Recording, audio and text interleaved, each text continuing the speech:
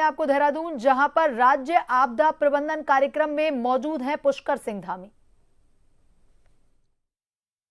बहनें थी, माताएं थी, तो एक ने मेरा हाथ पकड़ लिया, तो उन्होंने मेरा हाथ पकड़ा तो मैंने भी उनको पकड़ लिया।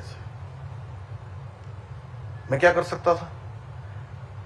तो जब मैंने उनको पकड़ लिया, सबको मैंने भी ऐसे पकड़ लिया कि मेरी माँ है, मेरी बहन है, तो सारे के सारे मुझसे चिपट गई और चिपट के सब रोने लगी वहां पर। हमने कहा हम सब जो भी यहाँ होगा वो करेंगे, बचाव करेंगे, ये करेंगे, जो भी सहायता है वो करेंगे। लेकिन बड़ा भावुक कर देने वाला क्षण था। वहां से हम किसी तरह गए। आने के बाद हम गुप्तकाशी में उतरे। गुप्तकाशी से फिर हमारे ये जिलाधिकारी कहाँ बैठे, दिख नहीं रहे, अच्छा उधर।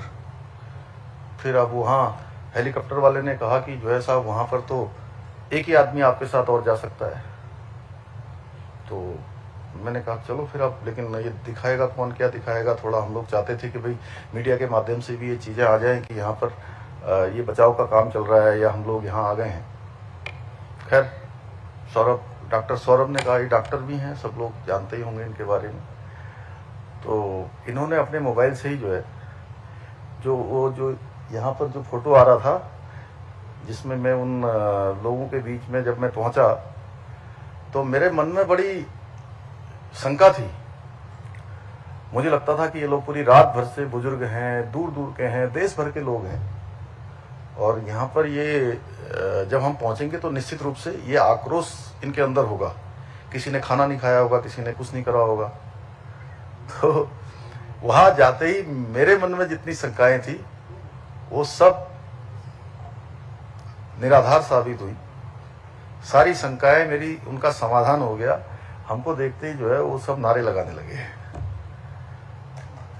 तो और मैंने उनको कहा हम आ गए हैं, हम आपको निकालेंगे, हम करेंगे जो भी बचाव। लेकिन उन्होंने कहा कि नहीं, हमें पूरा भरोसा है, आप हमको निकाल लेंगे। और सबसे बड़ी बात ये थी कि एक ने भी जो है, किसी ने भी हमको जो है कुछ ऐसा नहीं कहा कि जिससे ऐसा लगे कि उनके मन में कुछ है। हालांकि कुछ लोगों को दवाइयां चाहिए थी, कुछ थी। तो ये जो फोटो चल रहा था ये डॉक्टर सौरभ ने खींचा अपने मोबाइल से। तो फिर उसके बाद ये बचाव का अभियान चला और लगभग कितने लोग निकले होंगे सौरभ, एग्जैक्ट क्या फिगर है आपके पास? हम लोगों ने 15,000 से ज्यादा और बड़ी संख्या में हेली से भी लोगों को निकाला, बड़ी संख्या में, और लगातार निकालते रहे। और उसके बाद लगातार अपडेट, लगातार हम उस क्षेत्र में जाना, हमने जाकर वहां पर समीक्षा बैठक करना, और इतनी जल्दी फिर से यात्रा शुरू हुई वहां पर। ये वास्तव में बाबा की कृपा से ही संभव हुआ।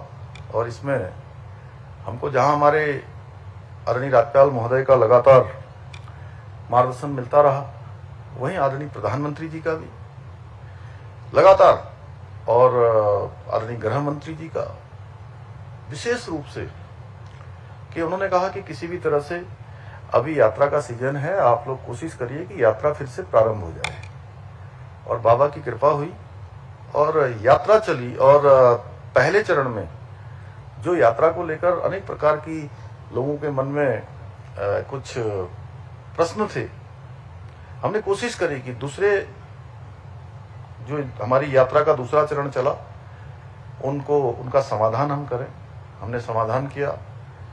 और अनेक स्थानों पर जो संपर्क मार्ग हमारे, लगभग 29 स्थानों पर संपर्क मार्ग पूरी तरह से ध्वस्त हो गए थे, पुल ध्वस्त हो गए थे, भूस्खलन हो गया था, उन सभी को फिर से हमने प्रारंभ किया।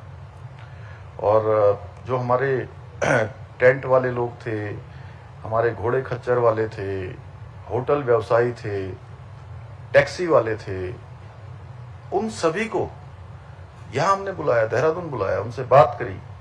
और बात करने के बाद जैसा जैसा उन्होंने हमको कहा और जो भी सुझाव दिए, हमने उन सब सुझावों को आगे बढ़ाया। और उसके बाद इसी दौरान एक चुनौती और आ गई। चूंकि हम राजनीतिक क्षेत्र में हैं, तो वो चुनौती भी आप लोगों को पता है कि इसी दौरान केदारनाथ विधानसभा का उपचुनाव भी आ गया, असमय आ गया। लेकिन